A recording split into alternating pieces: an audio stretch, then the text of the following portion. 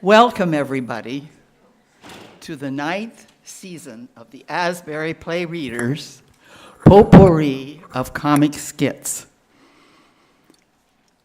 I have had such pleasure working with everybody, and everybody has been just wonderful. Because we have a time restriction, I won't be able to mention all their names, but I would like to thank my co-directors, Raleigh Smith and Ann Scott, my technical director, Dave Reiser, my AV-TV director, June Kim, my artistic director, Rodney Warren, and my stage manager, Pat Kennedy. All the other very helpful people you can find on the back page of your program. Their names will be there.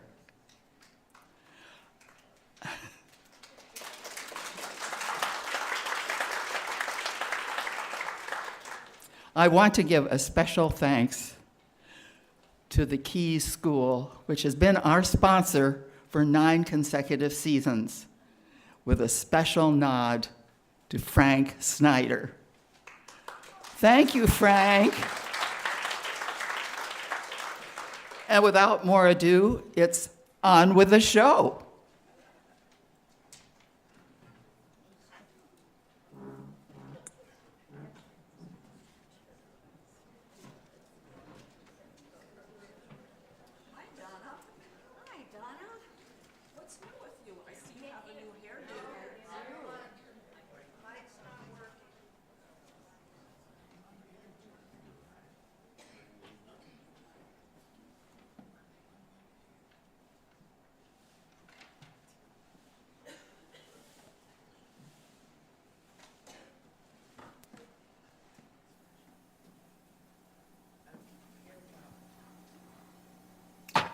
Are we over? Okay. Okay.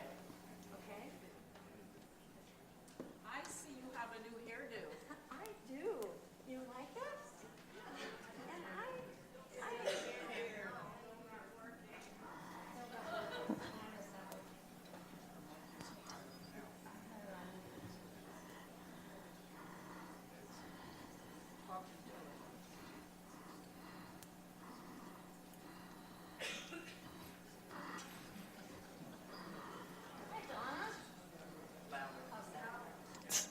I don't think it is. Mine's on.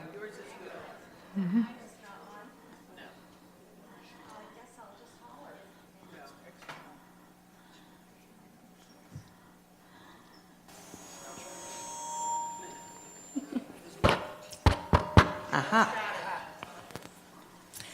Okay. Hi, Donna. Hi, Donna. What's new with you? I see you have a new hairdo. I do, and guess what? What? In 2025, I want to become more involved in AMV clubs and organizations. Oh, my, Donna. I'm reminded of the old Groucho Marx joke about clubs. I wouldn't want to belong to any club that would have me as a member. Well, there's the Habitat Action Committee, and it sounds interesting to me. They work on campus environmental concerns and periodically go on bird watching trips. I'm not sure it's a good fit for me. Every bird looks like a sparrow. Oh, my. I recently spent some time looking into the Connections Brain Health Program.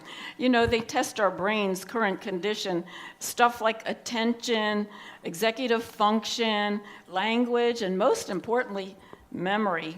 The staff seemed very upbeat, but actually I can't remember why they were so upbeat.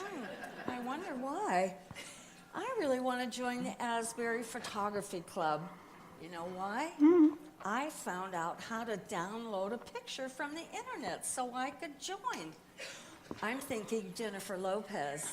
You do see the resemblance, right? Oh, yeah. I once thought I might join a singles club on campus. I even went to a meeting. One of the gentlemen looked at me and said, "Where have you been all my life?" And I said, "Elementary school." Oh, boy. You know, there's a group of ladies that play mahjong each week in my building, but they're so serious. One lady has a shirt that says, "Is there life after death?" interrupt me while I'm playing mahjong and find out.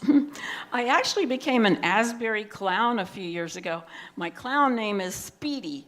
We visit Wilson residents, and it's fun, especially for birthdays. It does sound fun. You know, I've always wanted to play a musical instrument, so I think the recorder might be something good for me. I have 10 fingers. That's all it takes, right? It might take a little more than that. The garden club is always looking for new members. I recall Hermione's talk about the ABCs of P and the many uses for it, including watering your garden. I thought I'd introduce myself to the club by offering to collect P for the gardeners. But when I applied for a plot, they said, sorry, no plots available. Oh, no. You know, one of the PAC's, Partnership Advisory Committees, focuses on AMV buildings and grounds. With the aging infrastructure of AMV buildings and of my own, I'm not sure I'm up to it. There's also a PAC to address security issues. By the way, the security staff is very helpful. I've locked myself out about 15 times. They never say it's my fault, although I really think it is. Maybe I need to work on memory at the wellness center so I don't keep forgetting my key. Maybe so. You know, I've heard that marketing is now called sales. They sign up people to move into empty apartments. I have an empty apartment next door to me. As a sales committee member, maybe I could pick out my own neighbor. Hey, sign me up. Wow, pickleball is really popular here at Asbury. You might want to try it. Maybe. I didn't know much about pickleball at first, but soon realized that two things are very important. Number one, learning to keep score is the hardest part of the game. And number two, you never want to end the game pickled. For sure. Now, bingo might be a group for me. You just sit there with those little cards and a collection of buttons or something, and if your number's called, you mark it off. No thinking. That's for me. Dorothy and Shannon do a great job of communicating all the news at Asbury. We just have to look at Icon, Village Life, AMV News Digest, the weekly update, or Michelle's monthly letter, and we're up to date on all the news. Wow, there's certainly a lot of ways I can reach my goal of greater AMV involvement. We want to say 2025 is looking bright, and all of us can be a part of it. Happy holidays, everyone.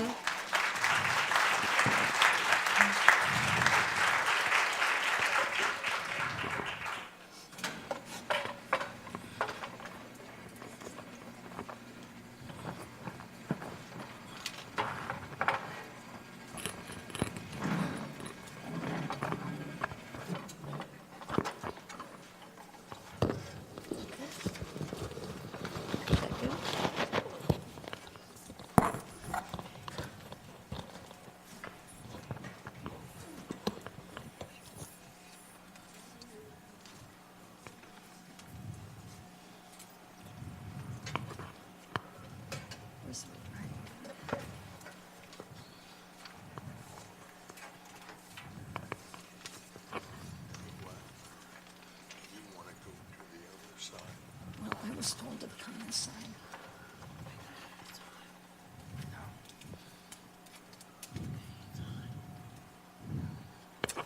Okay, I'll go to the other side.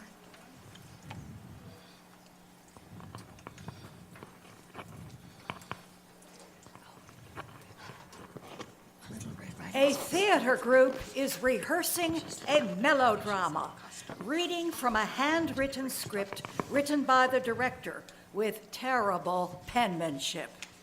The actors try to decipher the script and eventually depart from the script, and everything falls apart. First, a public service announcement. You see these people up here? Any resemblance to actual persons living or dead is utterly ridiculous. But they once had their aspirations, and they hope to go farther above.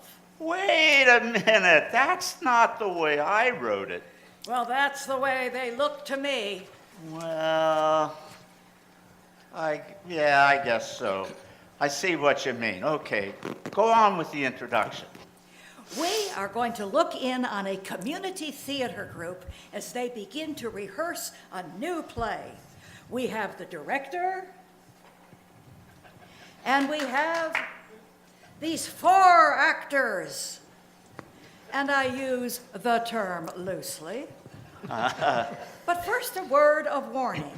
This play contains material of a graphically goofy nature and may not be suitable for viewing by people who like things to make sense.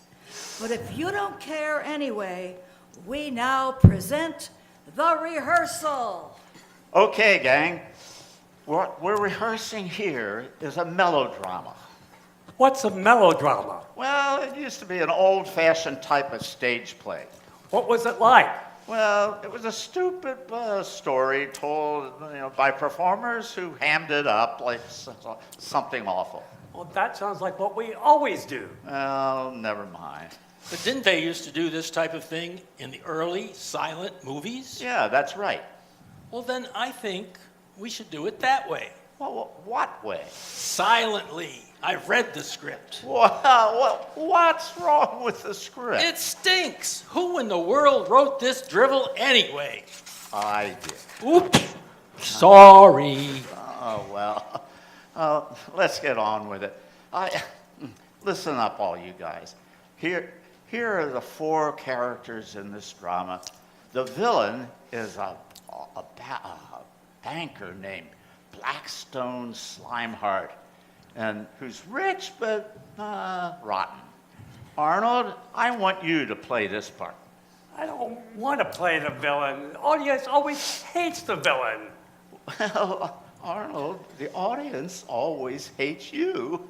But what part do you, no matter what you play, Oh, yeah, I hadn't thought of it that way. then you'll play Blackstone Sure. Slimeheart.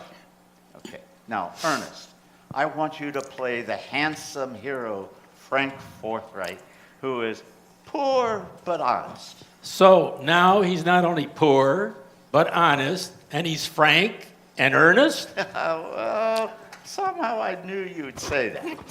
Sorry. Well, now we have 2 parts for the women. The heroine, Pearl Pure Stocking, who is young and lovely, and her widowed mother, widowed Pure Stocking, who's old and stupid. I want to play the daughter. Sorry, Wilma, this part calls for somebody who's, Younger, well, prettier, well, somebody who doesn't know what you did at the party Saturday night. I think you can play the daughter.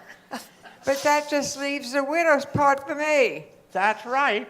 But she's old and stupid. Well, Phyllis, my dear, I don't know anyone else who could more easily convince the audience that you're old and stupid. Really? Well, thank you. Oh, well, you're welcome. Now that the casting's complete, let's get on with the rehearsal. Narrator, please set the scene. The time is the late 1800s. The setting is the humble cottage of Widow Purestocking and her lovely daughter, Pearl. Pearl's father, the late Phineas Purestocking, is deceased. He is referred to as the late Phineas Purestocking because he was never on time for anything, including the mortgage payments. Banker Blackstone Slimeheart holds the mortgage on the cottage, and he has threatened to foreclose unless the lovely Pearl agrees to marry him. Thus far, however, he has been a rejected suitor. Why is he called a rejected suitor? I guess because he doesn't suit her. Oh, that's a terrible pun. Sorry. Well, What I'm trying to get at is what's the meaning of the word suitor? Well, when you're, one meaning of the word is that it's to appeal. A suitor is one who's promising an appeal. In other words, pressing his suit? Yeah. Well, he should take it to his tailor. Oh, I knew you would say that. Sorry. Well, as I was saying, the villain is seeking Pearl's hand. Why, is it lost? No, it's just the way they used to say it back then. He's seeking her hand in marriage. Just her hand? Doesn't he want the rest of her? Arnold, that's what I like about you. I can always count on you to be an idiot. Oh, thank you. You're welcome, Arnold. Now, Ernest, in this scene, you and Pearl are sitting in the parlor, and you're trying to get up the nerve to propose. Let's have the first line. And the curtain rises. No, that's the stage direction. Read Ernest's line. Oh, okay. Pearl, my darling, you are as beautiful as a floor. No, the line goes, And you have stolen my hair. no, you're as beautiful as a flower, and you have stolen my heart. That isn't how it looks in the script. Your writing is terrible. Yeah, well, I didn't have time to get the script typed up. Just read it as best you can. Pearl, pick up your line. Oh, Frank, you're so romantic. You have swept me off my fish. That's feet. That's feet. You have swept me off my feet. Well, I'm sorry. Your handwriting is terrible. Oh, I know. I just do the best you can. Now, let's get on with it. Pearl, my darling, you have filled my life with junk. That word is joy. You have filled my life with joy. Okay, if you say so. Pearl, I dream of being your handbag. The word is husband. I dream of being your husband. Okay, whatever. Pearl, my darling, I dream of being your husband, the father of your chimney. Oh, for Pete's sake, the word is children. Okay. Pearl, my dear, I can see our future now. You and I and our lovely children behind that white picket fence. Behind a picket fence? But, Frank, I'd really rather live in a house. Pearl, don't marry this man. Mother, why are you hiding behind the door? I did not want to hide under the sofa Oh. But why can't I marry this man? because he's as poor as a church moose. No, the word is... Oh, never mind. He may be poor, Mother, but he's the man I love. Love does not pay the beans. Does not pay the bill. You should marry banker Slimeheart. But I hate that man. Pearl, he's rich. Do you know what that means? Of course. That means he has lots of mustard. Lots of monkeys. No, money. He has lots of money. Precisely, my dear. And he holds the mortgage. Mother, would you want your only daughter to live a miserable life, married to a man she hates, just so he will cancel the mortgage? Well, let me think about it. Yes. Well, that needs a little work. Let's go on to the next scene where the villain comes to the house to talk to Pearl. Take it from the top. Hark! I hear the doorbell. Hark! Hark! I hear the doorbell. Arnold, what's that noise? What was that? I couldn't find the doorbell. Oh, all right then. Let's change it to a knock. Who's there? It is I, your friendly banker. No. You're supposed to say, "Open this door." But that sounds nasty. You're supposed to be nasty. You're the villain. But I want to be a nice guy. Nobody likes the villain. Look, you're playing the part of a really rotten guy. I want you to get into your character. Be your character. Now, this goes for all of you. I want you to act as though you are the character you're playing. Oh, all right. Open this door. Who is it? Blackstone Slimeheart, a really rotten guy. Oh, come in. No, go away. No, indeed. I'm coming in. I hold the mortgage, so this house belongs to me. I have you in my crutches. No, my crutches. No, it's clutches. Arnold, you gotta say clutches. Okay. So marry me, my pretty beauty, or I will foreclose on the mortgage and throw you and your poor mother out into the cold and snow, and I will thoroughly enjoy it. Yes, marry him, Pearl. No, Mother, I will not marry this creep. Remember, my child, he is a rich creep. No, never. Yes, my dear, you should reconsider. Marry me, and you should have servants and diamonds. Servants and diamonds? Well, you are evil and disgusting, but I like that in a person. Well, wait a minute. That's not in the script. Hey, you said to get into the character, really live the part. I mean, if this guy is going to give me servants and diamonds, and all Frank has to offer me is that stupid white paper picket fence, I think I should give this some serious consideration. That's it. That does it. You people are absolutely impossible. I've got a good mind. If you had a good mind, you wouldn't have written this garbage in the first place. Enough. You're right, Ernest. I'm fed up with the stuff. I am not rehearsing another word. Me too. I'm leaving too. I've got better things to do.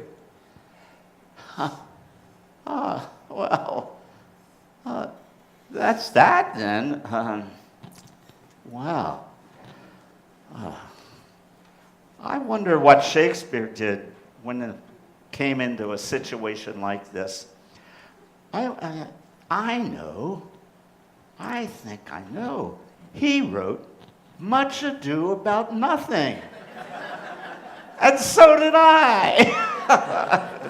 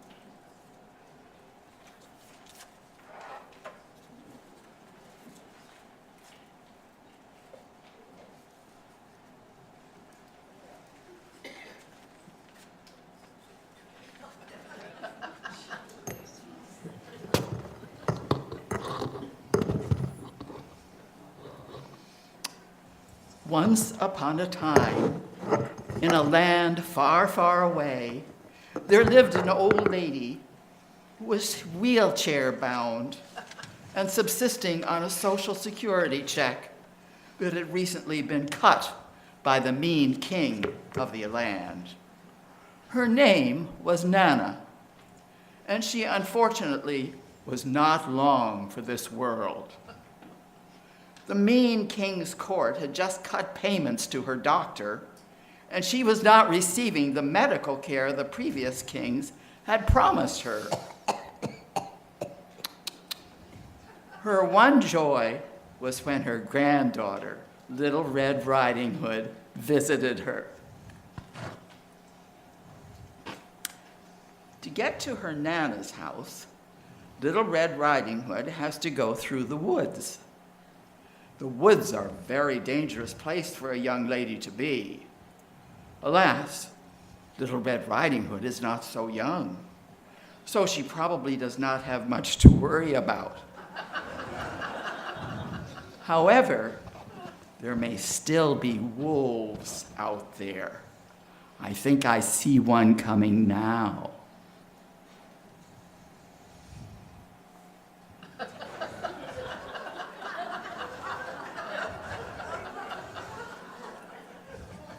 Hey there, Little Red Riding Hood.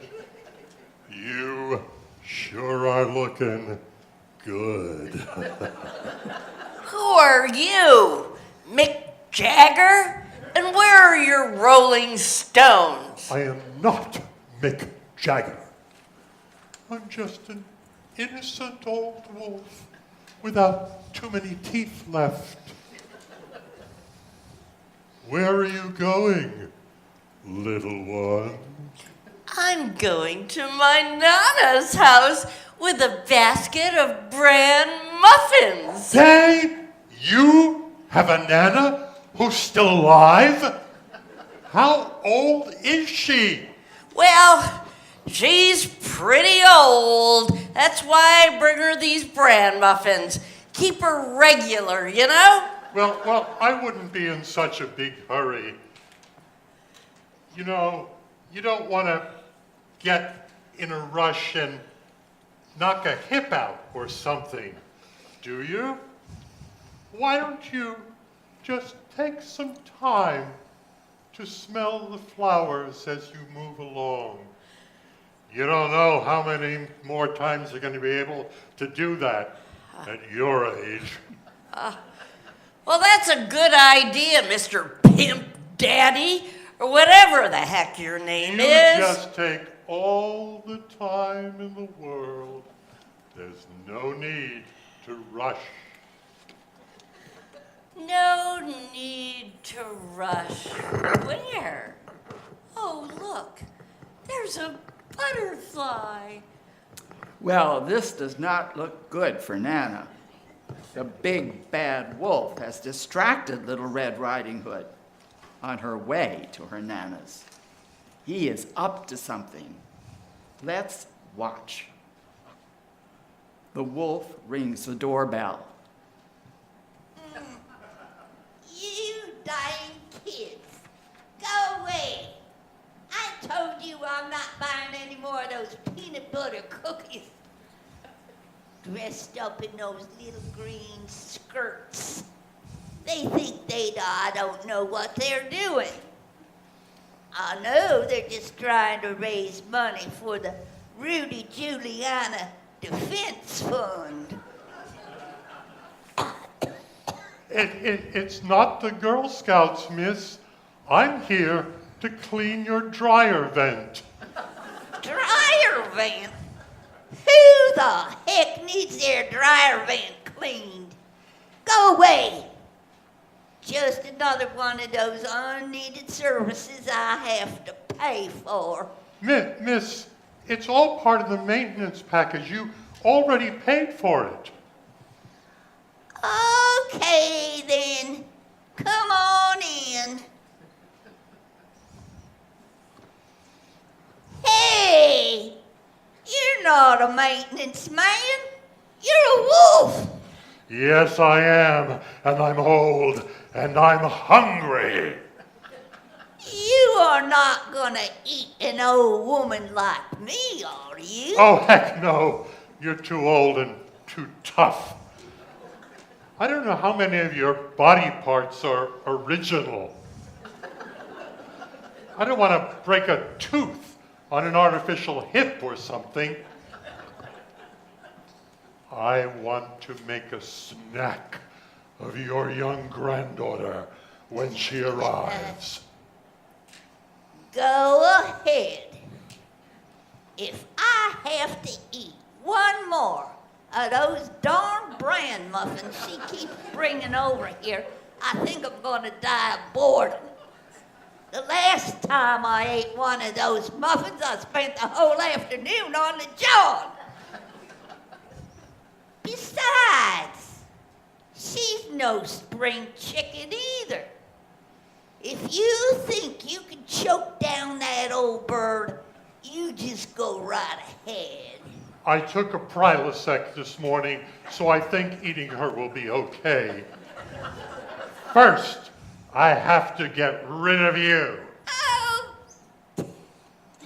I don't know about that.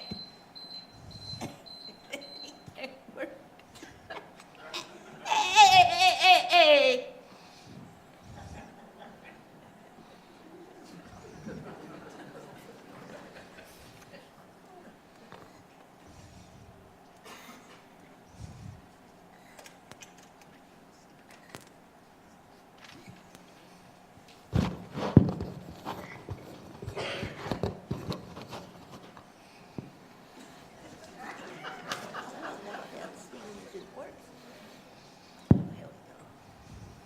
Oh, what's behind me? Bring! Nada, it's me. I brought you your favorite bran muffins. Come on in, my little dear one. I'm so excited to see you. That's funny. You've never been excited to see me before. You look different, Nana. Maybe it's these new Costco glasses I just bought. Are you feeling okay? I'm fine, sweetie. My Nana, what a deep voice you have.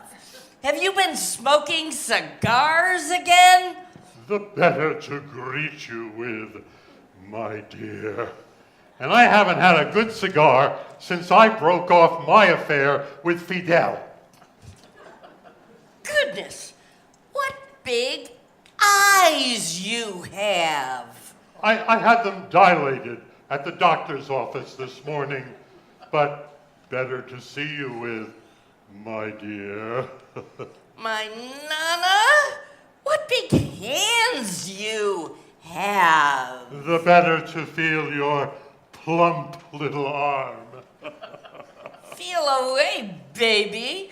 That's the most action I've had in a long time.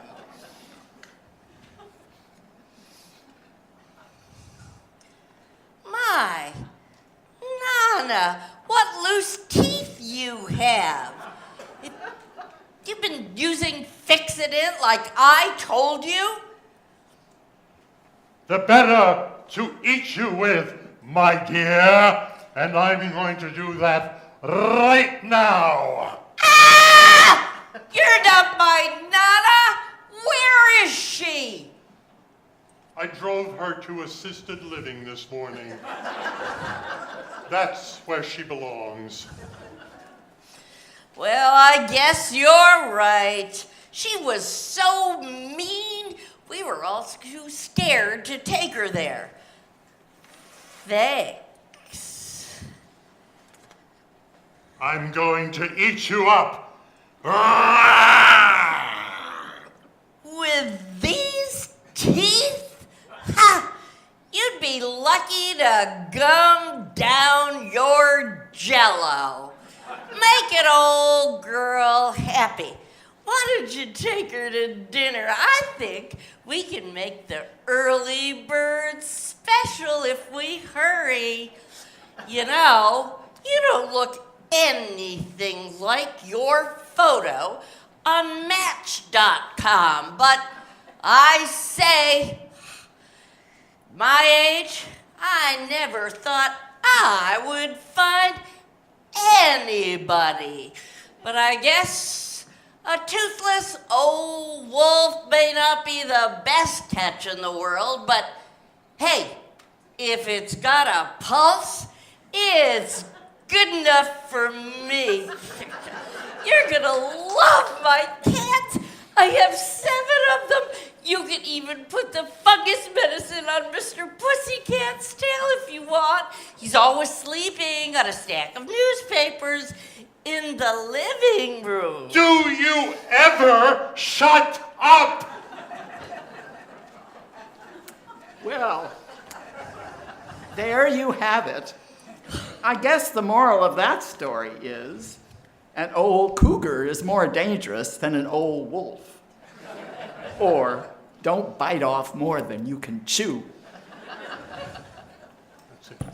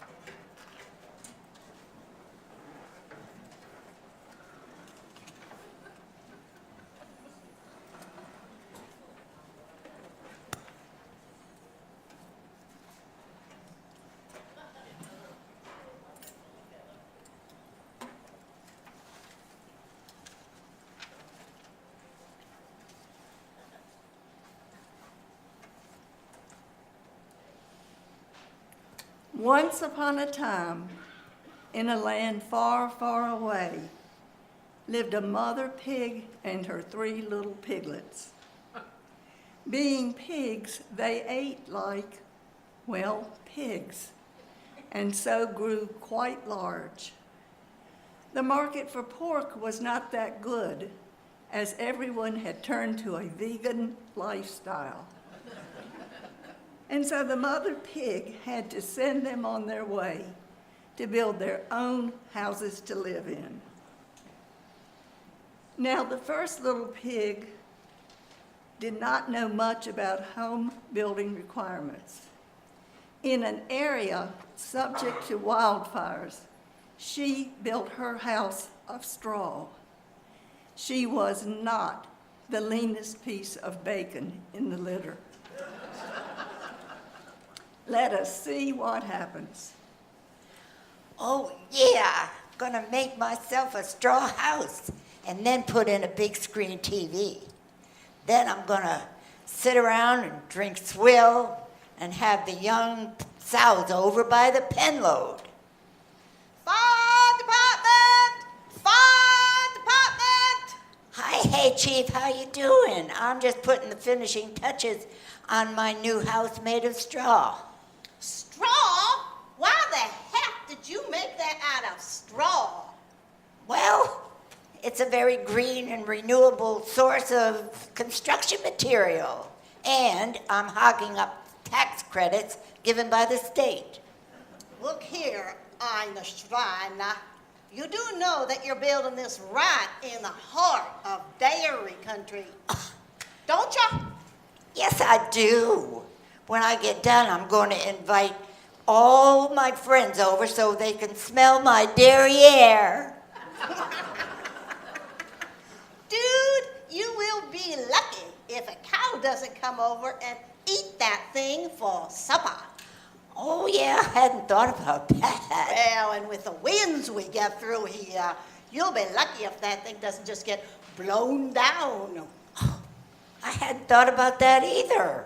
Heck, I could huff and puff and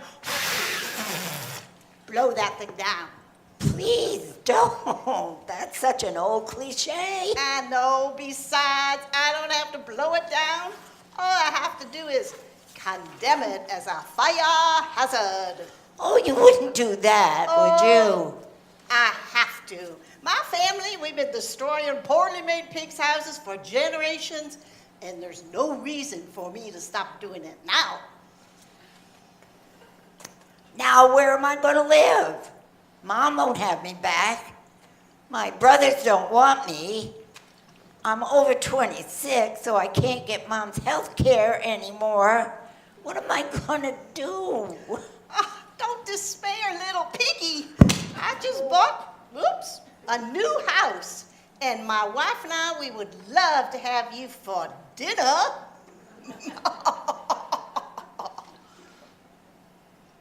Well, that is so nice of you.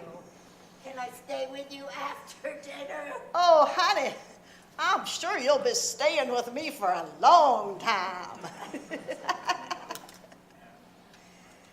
I'd love to have you for dinner. Let's go now. I'm sure you'll be staying with me. Ladies and gentlemen, not building to code is never a good idea, especially when the fire chief has a taste for pork. Let's see if the other little pigs do any better. Maybe one of them paid attention in shop class. Well, here is the stick pig building his house of sticks. Oh, yeah. I'm going to make my house of sticks. Not like my idiot sister who made her house out of straw. I mean, really. Who makes a house out of straw in dairy country? I wonder whatever happened to her. Last I heard, she was going for dinner at the fire chief's house. As soon as I get done, I'll take my medicine, and then I'll go dive a dumpster to cure my munchies.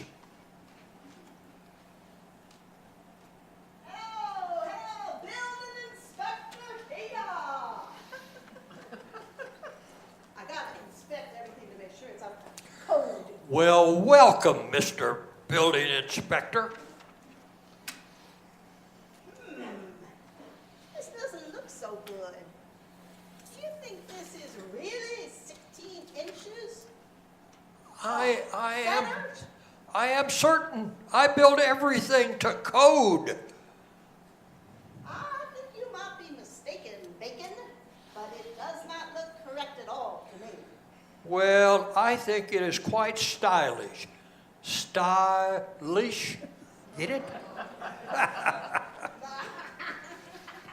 You're funny. Did you ever think about doing a comedy roast or any other kind of roast? I'm a pig. We don't talk about roasts.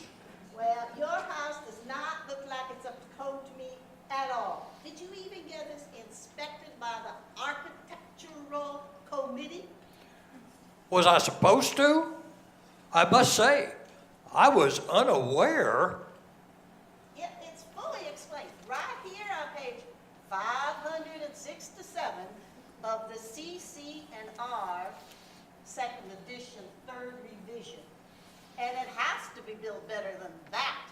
That is so poorly constructed, I could blow it down if I had any chin on my chinny chin chin. Oh, please don't do that. You might blow my my oregano away. Where am I going to live? Where am I going to smoke? Not to worry, my wife and I, we'd love to have you over this weekend for a barbecue. We can certainly let you smoke there. Well, cool. I'll fix my house later. Can I bring a friend to the barbecue? Sure. What's your friend's name? Her name is Tater Salad. Of course you can bring tater salad to a barbecue. You don't know anybody named Baked Beans, do ya? No, I don't. That would have been too much to hope for. Why don't you come with me now and we can start preparing for the barbecue right away? Really? What should I wear? Oh, come as you are. My family's just dying. I mean, my family's dying to meet you. No wonder. Do you know where my sister went? I do. Can you keep a secret? No, I tend to squeal a lot. Come with me and we'll go to this barbecue. 2 down and 1 to go. Will the third little pig fare any better?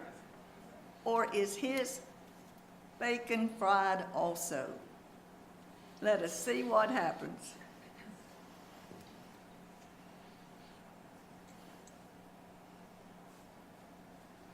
I'm gonna build my house of brick and to code with architectural committee approval, the building committee approval. I'm not a dummy like my 2 siblings. I am Calvin Swine of that litter. I think I'll put it in a hot tub. Just maybe a hogwash. Hey, you can't build your house like this. Oh, but I can. I have approvals from the Planning Commission, the Architectural Committee, and especially from the Pickleball Committee. So I'm good to go, and who are you anyway? I am the building instructor, the homeowner, the fire chief, and the police chief. And no matter what you're doing, I'm in it. You don't look like a homeowner police to me. You look more like a scuffy old dog. Shouldn't you be on a leash? A leash? Leashes are totally for suckers, and compliance is voluntary, I think. Besides, I am a wolf. I don't think you're a werewolf. You may think you're a wolf, but you fall under the description of a dog as stated on page 673, paragraph 3 of the CC&R. No, I am a dog. I'm sure of it. And I like pork. I'm not as scared of you. You barely have any teeth. And you need to be on a leash that's no longer than 17 inches. It's the law. How can you be so sure I'm a dog and not the big bad wolf? Because I know. I went to the zoo once, and there was only one animal there. It was a dog. So I know you're a dog when I see you. It was a Shih Tzu. But I don't want to be a dog. I want to be a wolf. So you're a dog, and as such, you have no right to walk around free and bother law-abiding residents like me. Nope. You're not a cow either. I'm gonna have to turn you in. Oh, please, please don't. I promise to stay on a leash and not chase cars, and I'll always clean up after myself. Really, I promise. Sorry, you humped your last leg, Fido. I'm turning you in. No, I'll be good. I will be good. I won't get on the couch. I won't chew any of your shoes, and I promise never, never to sniff a dog's, you know what I mean. Come on. Off to the pound with you. Well, this ended up as a twisted tale. But then most pig stories do end up with a twisted tail.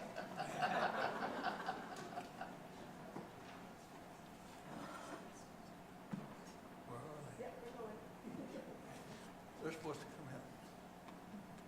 This is the end. Goodbye.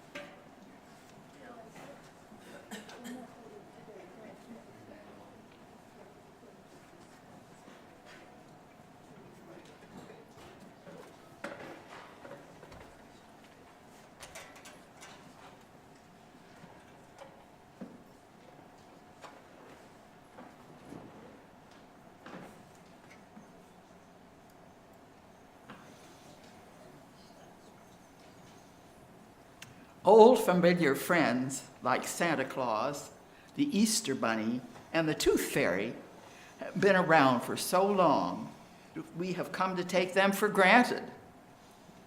We tend to forget that mythical characters have feelings too, just like the rest of us. Santa Claus, for instance, is having a bad day as we look in on him and Mrs. Claus in their home up north. Santa, Santa, Santa, I'm worried about you, dear. You're just not yourself lately. Oh, really? Then who am I? Oh, don't be flippant. You know what I mean. No, I don't. Yes, you do. Now, tell me what you're upset about. What makes you think I'm upset? For you're so absent-minded. What do you mean? Well, this morning at breakfast, the phone rang, and you said hello to the bobble iron. Well, that could happen to anybody. I don't think so. I also saw you spreading toothpaste on your bagel. Now, why was that? It's less fattening than butter. Oh, stop it. I know there's something bothering you. Now, what is it? Well, I'm really depressed. I'm thinking seriously of retiring. What? But you can't retire. Everybody is counting on you. No, they're not. Moms and dads are ordering Christmas presents from the internet. They don't need me anymore. But what about the children? I can't order children on the internet. They still have to get them in the usual way. Very funny, Santa. Now stop evading the issue. How could you even consider retiring and disappointing the children? Well, the children are disappointing me. How so? The kids are sending their Christmas lists by email to some cyber Santa on a website. That guy has taken over my job. Well, you could get your own website. I don't have a computer. You could ask Santa Claus to bring you fun. Oh, yeah, you're so funny. No, really. You should get a computer. Forget it. I can't handle all this modern technology. I feel left out in the cold. Left out in the cold? Well, this is the North Pole. Now that is really hilarious. Oh, come on. I'm just trying to cheer you up. You're so grumpy. Well, I have good reason to be grumpy. I don't think the kids believe in me anymore. Of course they do. You still get lots of letters in the mail. Yeah, but what kind of letters am I getting? There's just no respect these days. What do you mean? You'll see. By an odd coincidence, here comes the elf now, with today's mail.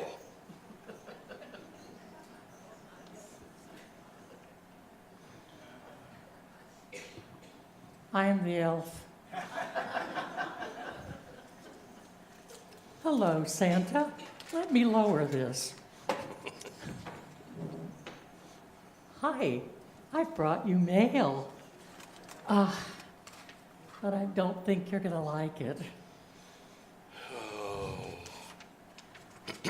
Remember the good old days when the little children wrote to you asking for dolls and bicycles? Yeah, I remember. Well, it's different now. I know. But go ahead and read the letters anyway. Okay. Here's the first one. Dear Santa, I notice you're getting real fat. You better lay off the milk and cookies. It's signed your friend, Brian, 6. This one's from Tyler, he's 7. Dear Santa, I am really mad at you. I was a very good boy all year until Robert told me you don't exist.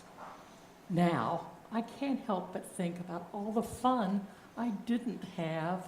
I think you're a jerk. See what I mean? No respect at all. Well, here's one from Dexter. Dear Santa, last Christmas you brought me a baby brother. Please take him back and bring me a hamster. Okay, here's the next one. Dear Santa, don't rush off after you leave my presents under the tree. Why don't you stay a while? I'm crazy about a man in uniform. Call me. Love, Debbie. Age 34. Well, now that's interesting. Never mind. Go on, Elf. Okay, this one's from Lisa. She's 5.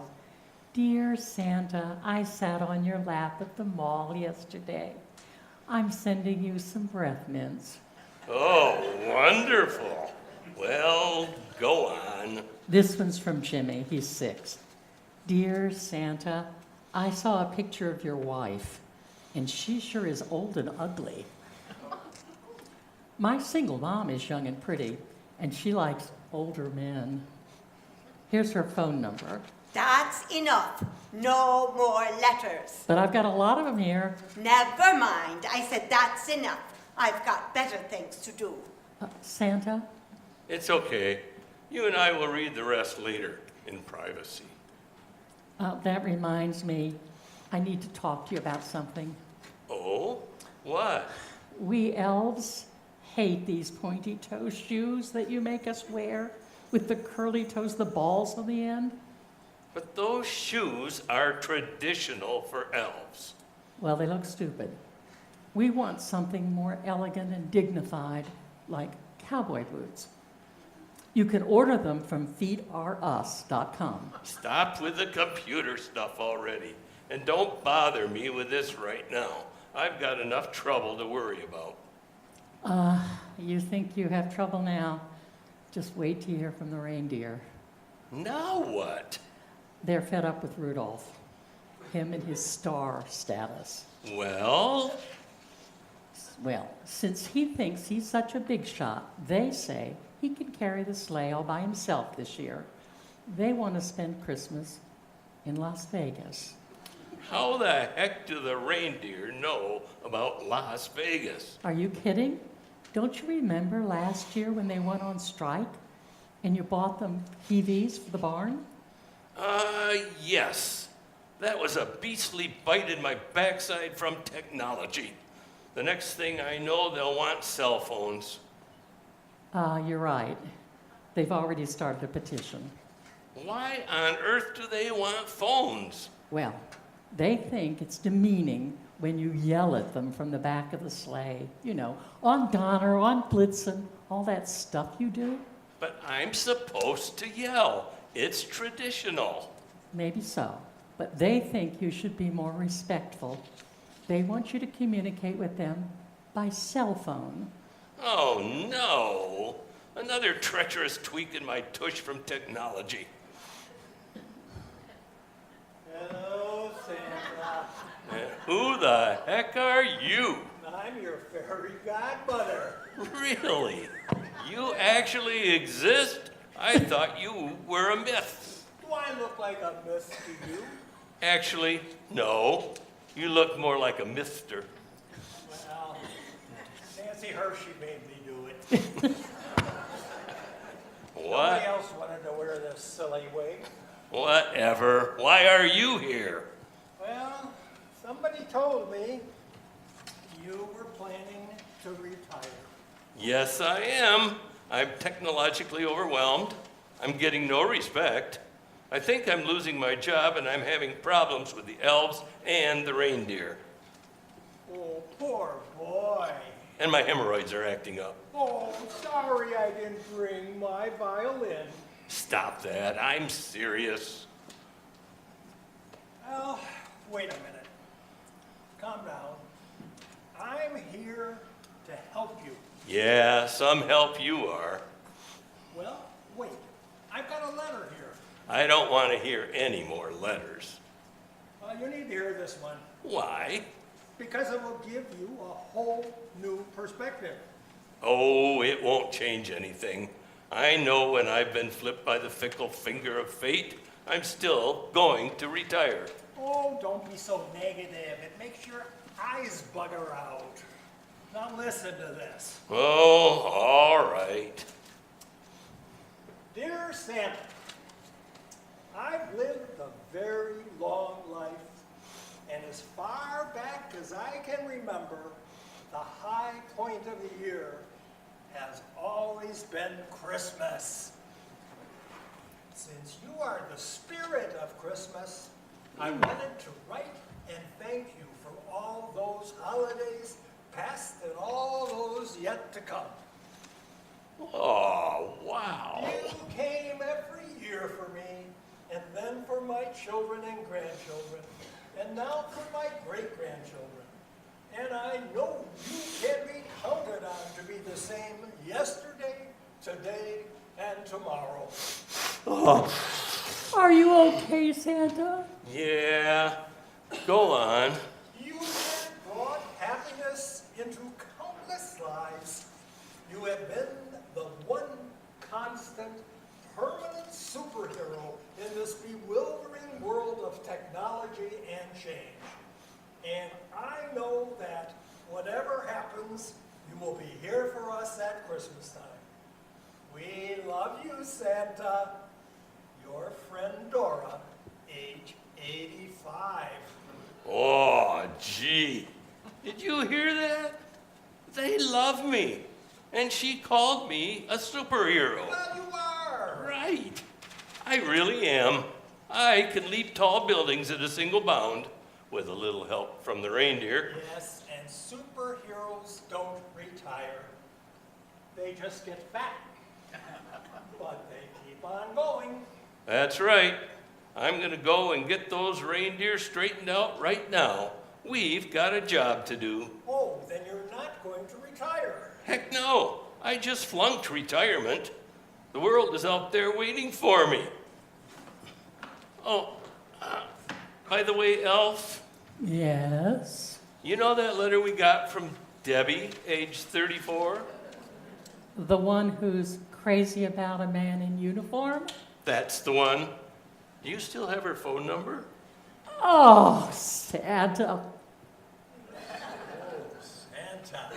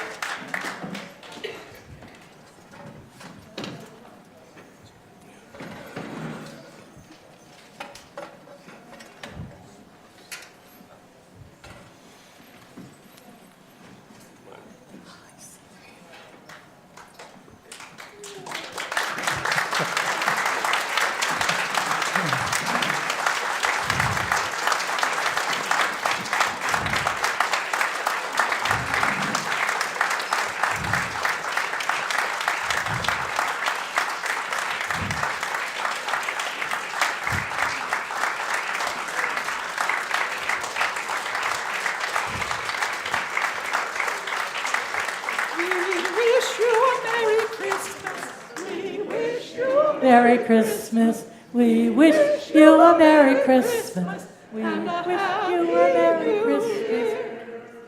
And a Happy New Year.